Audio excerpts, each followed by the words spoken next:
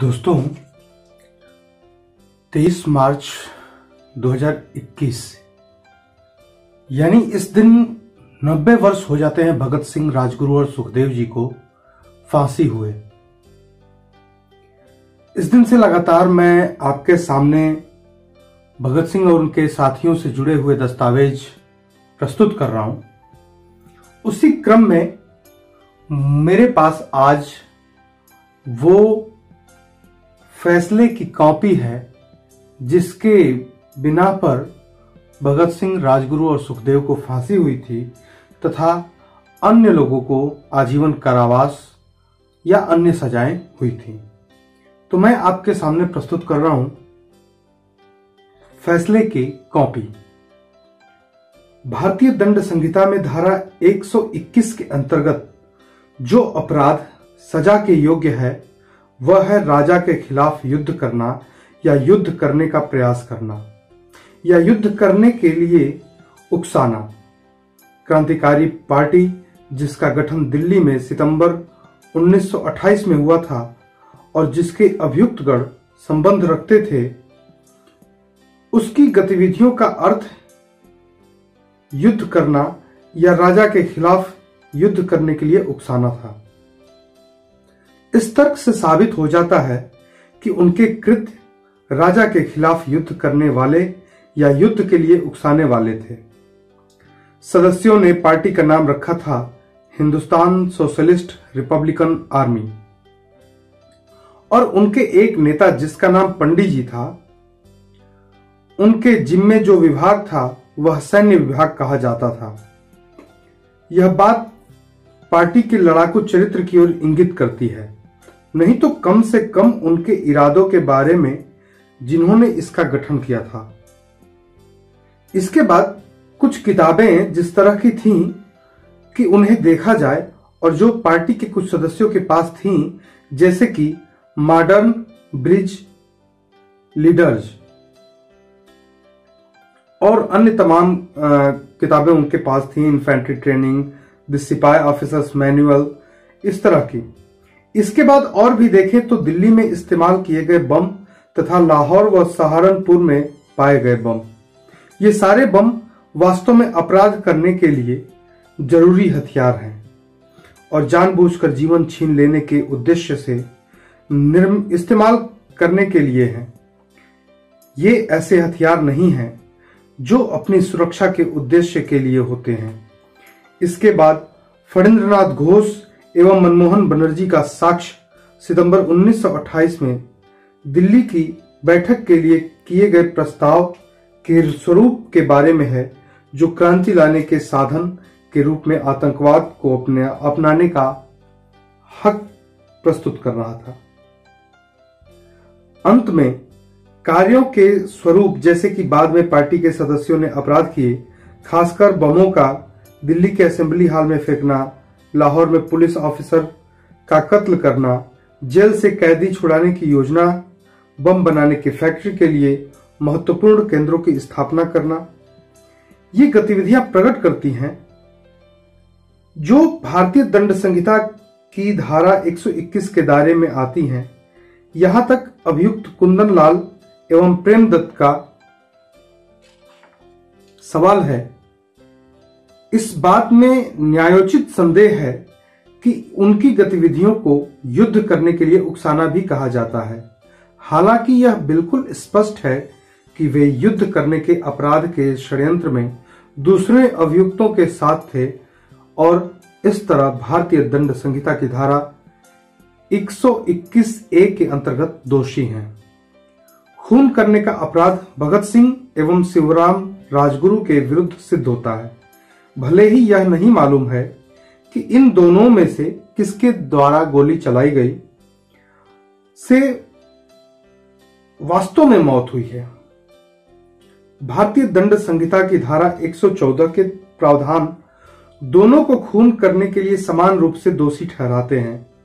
जो mister Sanders का कत्ल करने की योजना से संबंध थे, वे भी भारतीय दंड संहिता की धारा 111 के अंतर्गत खून करने की दुष्प्रेरणा एवं षड्यंत्र के दोषी हैं। जहां तक विस्फोटक पदार्थों का कानून के अंतर्गत दिल्ली के असेंबली हॉल में बम फेंकने की बात है तो इस अधिनियम की धारा 4A के अंतर्गत अपराध होगा, पर भगत सिंह को पहले ही इस कृत्य के लिए सजा दी जा चुकी है। उन लोगों का अपराध जिन्होंने आगरा, सहारनपुर, लाहौर में बम बनाए या जिनके पास बम थे, उक्त अधिनियम की धारा 4(6) एवं धारा 6 के अंतर्गत आता है। कंवलनाथ तिवारी के विषय में जिनके लिए संबंधित स्थानीय सरकार या गवर्नर जनरल इन काउंसिल ने अधिनियम की धारा 7 के अंतर्गत ट्रायल चलाने की जो सहमति दी है, उसमें कलकत्ते में बम कार्टन बनाने का अपराध नहीं है। और इसी तरह प्रेमदत्त के संबंध में किसी भी सरकार की सहमति विस्फोटक पदार्थ कानून के किसी भी आरोप के लिए नहीं है, सिवा धारा 4A के अंतर्गत आने वाले आरोप के, जो उस समय लागू नहीं होती। हालांकि कंवलनाथ तिवारी एवं प्रेमदत्त दोनों ही के विरुद्ध आग्नेयास्त्रों के निर्माण करने की वजह से आपराधिक षड्यंत्र में शामिल होने का दोषी बताया जाता है और इस प्रकार वे भारतीय दंड संहिता की धारा 120(b)(1) के अंतर्गत दोषी हैं। इस संबंध में यहां गौर करने लायक बात है कि आपराधिक प्रक्रिया संहिता की धारा 196A इस अदालत को इस बात के लिए मना नहीं करती कि यह अदालत भारतीय दंड संहिता की धारा 120(b) के अंतर्गत हुए ऐसे अपराध का संज्ञान नहीं ले,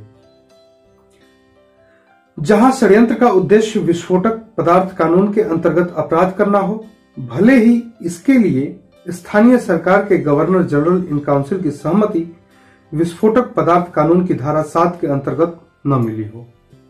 उपरोक्त तथ्यों एवं निष्कर्षों के आधार पर भगत सिंह को भारतीय दंड संहिता की धारा 121 व 302 एवं विस्फोटक पदार्थ कानून की धारा 4(6) एवं 6 तथा भारतीय दंड संहिता की धारा 120(b) के अंतर्गत सजा दी जाती है।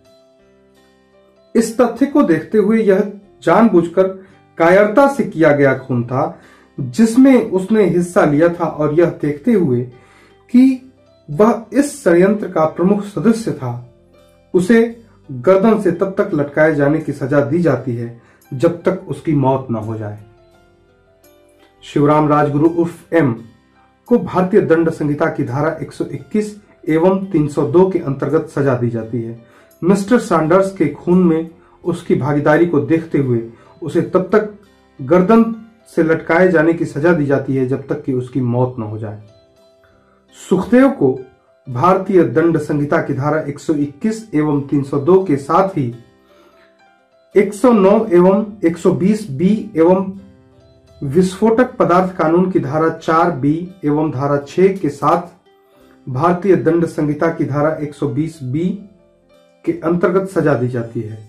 यह अभियुक्त पार्टी की पंजाब शाखा का नेता था और वह पंजाब ही था जहां पार्टी की बहुत सी हिंसक घटनाएं घटी। वह मिस्टर स्कॉट के खून की योजना से संबंध था जिसके तहत मिस्टर सैंडर्स की हत्या की गई। साथ ही वह बम बनाने में प्रमुखता से हिस्सा लेता था और पार्टी के लिए नए सदस्यों की भर्ती करता था। उसका दोष भगत सिंह से कम नहीं है, जो एक साधन था और जिसकी मदद से सुखदेव अपनी योजनाओं को फलीभूत करता था। सुखदेव को भी गर्दन से तब तक लटकाने की सजा दी जाती है जब तक कि उसकी मृत्यु नहीं हो जाती।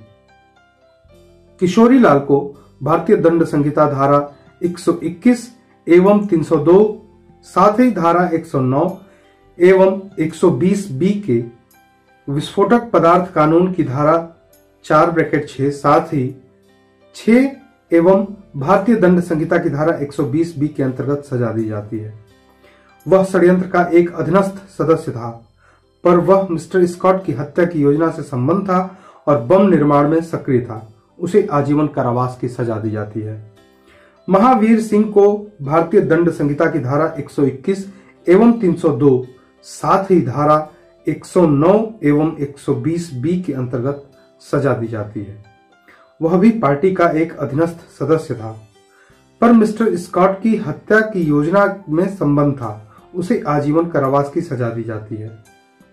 विजय कुमार सिन्हा को भारतीय दंड संहिता की धारा 121 एवं धारा 302, साथ ही धारा 109 एवं 120 बी तथा विस्फोटक पदार्थ कानून की धारा 4(6), साथ ही धारा 6 तथा भारतीय दंड संहिता की धारा 120 बी के अंतर्गत सजा दी जाती है। वह षड्यंत्र में अग्रणी था एवं मिस्टर स्कॉट की हत्या की योजना में संबंध था। उसे आजीवन कारावास की सजा दी जाती है। शिव वर्मा को भारतीय दंड संहिता की धारा 121 एवं विस्फोटक पदार्थ कानून की धारा 4(6) एवं धारा 6 एवं साथ ही भारतीय दंड संहिता की धारा 120 बी के अंतर्गत सजा दी जाती है।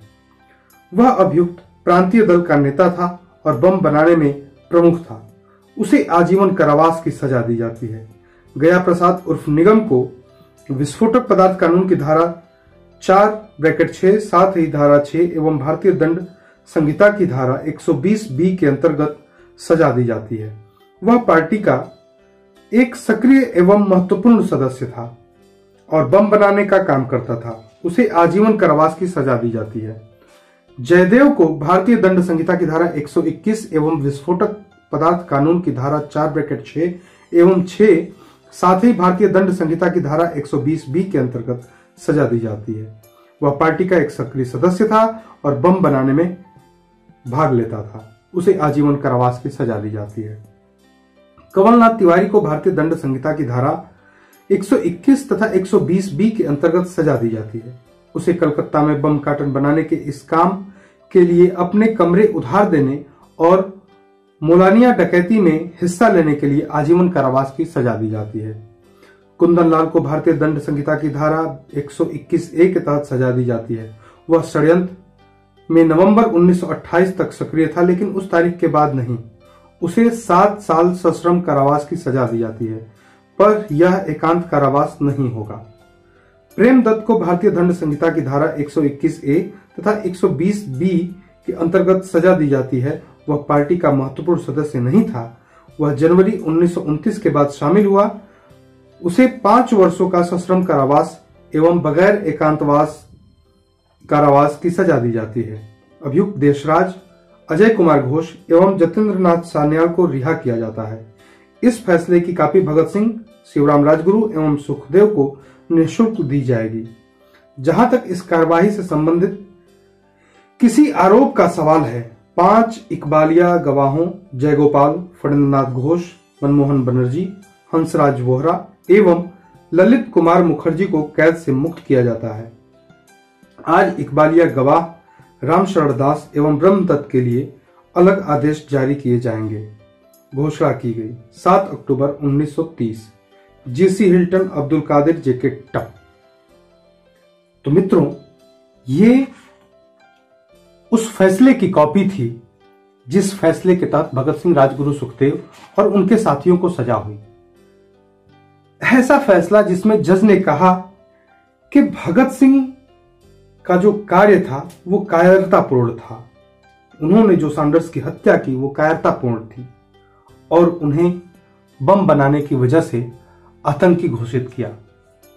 मगर भगत सिंह हमेशा से लड़ते रहे अपने साथियों के साथ कि वो युद्ध बंदी हैं, जबकि उनकी पार्टी और उनके साथियों ने युद्ध की दृष्टि से जो औपनिवेशिक सरकार है उसके साथ लड़ रहे थे। जैसा कि जज साहब के फैसले में भी लिखा था कि इनके कार्यवाही और इनकी जो मनोवृत्ति थी उसके हिसाब से लगता है कि ये सरकार के विरुद्ध युद्ध कर रहे थे। उसके बावजूद भी यथोचित न्याय नहीं मिल पाया। युद्ध के कैदियों को गोली या तोप से उड़ाया जाता था, मगर आतंकवादी गतिविधियों और अन्य तरीके के गतिविधियों में फांसी दी जाती थी। भगत सिंह, राजगुरु और सुखदेव को इसी तरह फांसी दी गई, न कि उन्हें एक युद्ध बंदी की तरह उनको सजा दी गई। इसी के साथ मैं आप सबसे विदा लेता हूं। अगली बार फिर एक नए दस्तावेज के साथ आपके सामने प्रस्तुत होऊंगा। भगत सिंह, राजगुरु, सुखदेव एवं उस समय के तमाम क्रांतिकारियों के दस्तावेज आपके सामने प्रस्तुत करने की कोशिश में एक बार फिर।